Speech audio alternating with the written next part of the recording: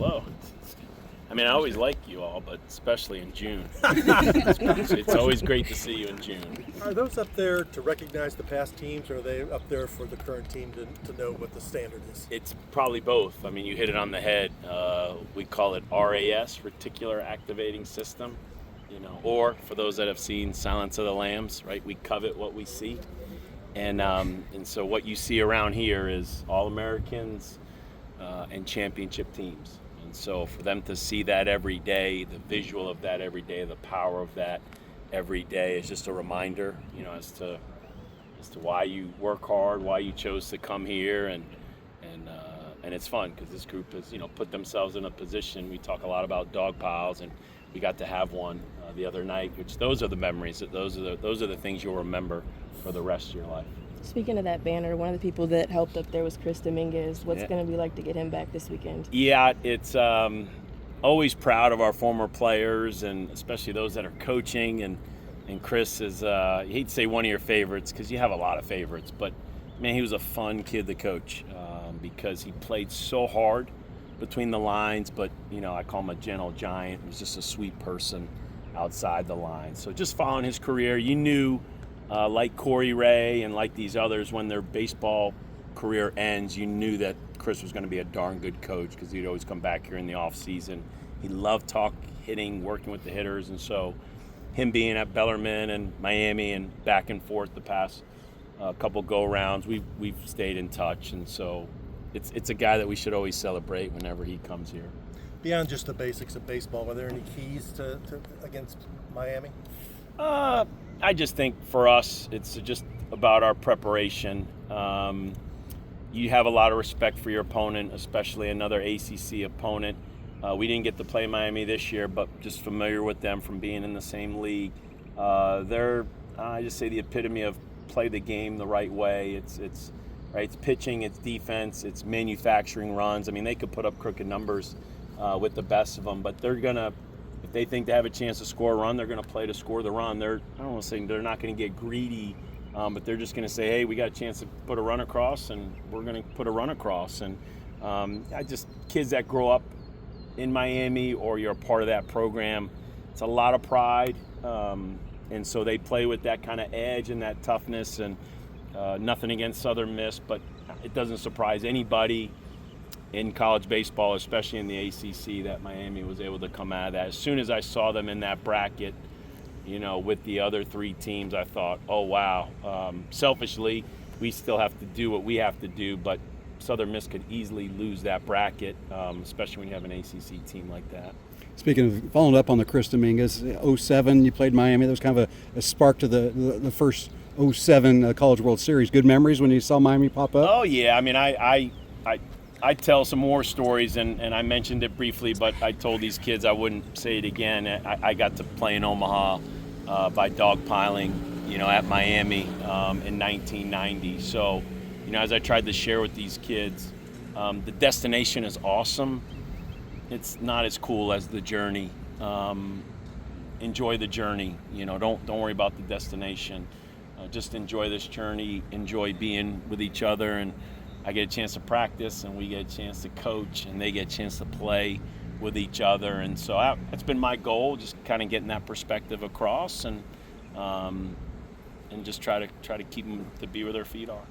And with five teams in the Super, does that speak to how strong the ACC is this year? I've said it, the past few years. I know it sounds like coach speak or anything, but man, our league is tough. And I said we had half the field last year in Omaha, and we had a team that lost in the Super Regionals that we thought we could have had 5 of the 8 in Omaha. And so just really proud of the ACC, and you just want the powers to be, to recognize it. You hate for a team to not get in. We didn't get in last year, felt like we should have. Virginia didn't get in this year, felt like they should have. And you just, it's you see it in basketball, and it's not an exact science, and it's kind of those people in the room have the power, and so you just want those people in the room to recognize this ACC, man. I've said it the past couple of years, and we've been in the league a little over a decade, man. It's as good as it's ever been, and it should prepare you for the postseason. You talked about preparing for the postseason all season long, but to see your team execute, what did that mean over the weekend? I mean, you're happy as a coach because you always feel responsible and you just want to say the right things, but at the end of the day, they have to believe. And so I was a believer all along because I've seen us like a parent. I know their best, and they have to kind of wash their worst or learn from that. And baseball's a humbling game, So I thought we did a great job of hitting the reset button, and we just played good baseball. Just control what you can control. And yeah, it started on the mound. We were very aggressive on the mound. We played good defense, I guess 2 of the 3 games. And then, we were, as we say, just be offensive enough. We missed a lot of opportunities, I thought, in that Wright State game, but we pitched so well that it didn't affect us, So as a coach, you're always teaching, learning, grow, and just, and I think the other thing this group has learned, we can take a blow. So if you knock us to the mat in an inning or a segment or a game, we have the ability to get back up and bounce back. So we're battle tested, as we've liked to say, preparing for this postseason run. You mentioned your dominance on the mound, 27 innings, 43 Ks. Roger Williams has been there with you for a while. Can you just talk about the work that he's poured into this pitching staff and what you've been able to see from them throughout the postseason? Well, as coaches, you always want to get their best, and Roger's recognized one of the best pitching coaches in the country, and even though we had a couple tough years, the guys got to go out there and do it. They got to trust, they got to believe, and it doesn't mean he doesn't feel accountable. So, he didn't give up, he didn't quit, make adjustments, tweak some things. Like hitting, you never have everybody rolling at the same time, so he's still focused on trying to get a few more pitchers going. But, at the end of the day, you got 2 juniors that pitch for Team USA and are going to be very high draft picks.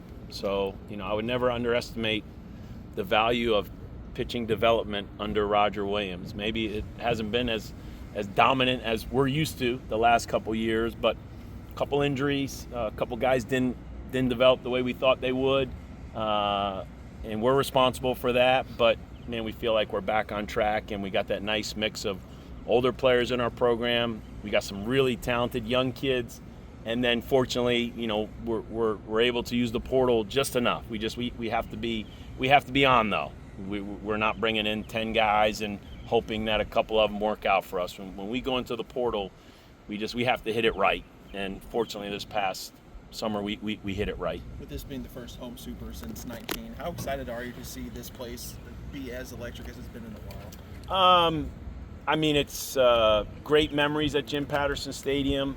A lot of success here, but as you said, it's been a 4 or 5 year stretch, and now to get back here and get in the postseason, and selfishly for Mr. Patterson, who I've probably spent more time with in the last year than I did previously, wanting him to enjoy this, and how fitting in the 20-year anniversary of opening Jim Patterson Stadium, we get a chance to host a Super Regional. So the good news is my phone is blowing up and a lot of people are asking for tickets, and the bad news is my phone is blowing up and a lot of people are asking for tickets, and I appreciate you, but I only have so many, so I hope they can make the investment and get fortunate enough and get in Jim Patterson Stadium. Kind of an obvious. Matters so much when you're going into the game of baseball. I mean, you've got to have the momentum as the game carries on.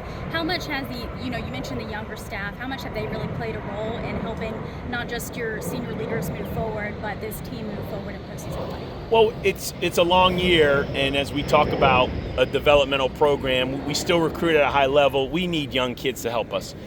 You don't want to rely on a group of freshmen, but every year that even we've gone to Omaha, Brendan McKay, was a freshman. We went to Omaha when Will Smith, Nick Solak, Corey Ray, and all those guys were freshmen. Like, we need freshmen to help us. And so to see Eberly, develop throughout the year, Take Davis has been phenomenal, and others like Jake Schweitzer and Colin Mowry's helped us, and Jack Brown and others. It's not as easy as it sounds. Freshmen get beat up. They go through real struggles. Lots of times they're ready for summer baseball and they just want to hit the reset button and come back as sophomores, a lot more seasoned. But Again, give Coach Williams and our coaching staff and the older players, give them a lot of credit, because I think they believed in these young guys early on. And it's one thing when a coach says something like a parent. It's another when an older teammate says, no, this is how you have to do it, and you kind of hold each other accountable. So I give our coaches, but also our senior leadership, the older guys, a lot of credit for helping these young guys come along.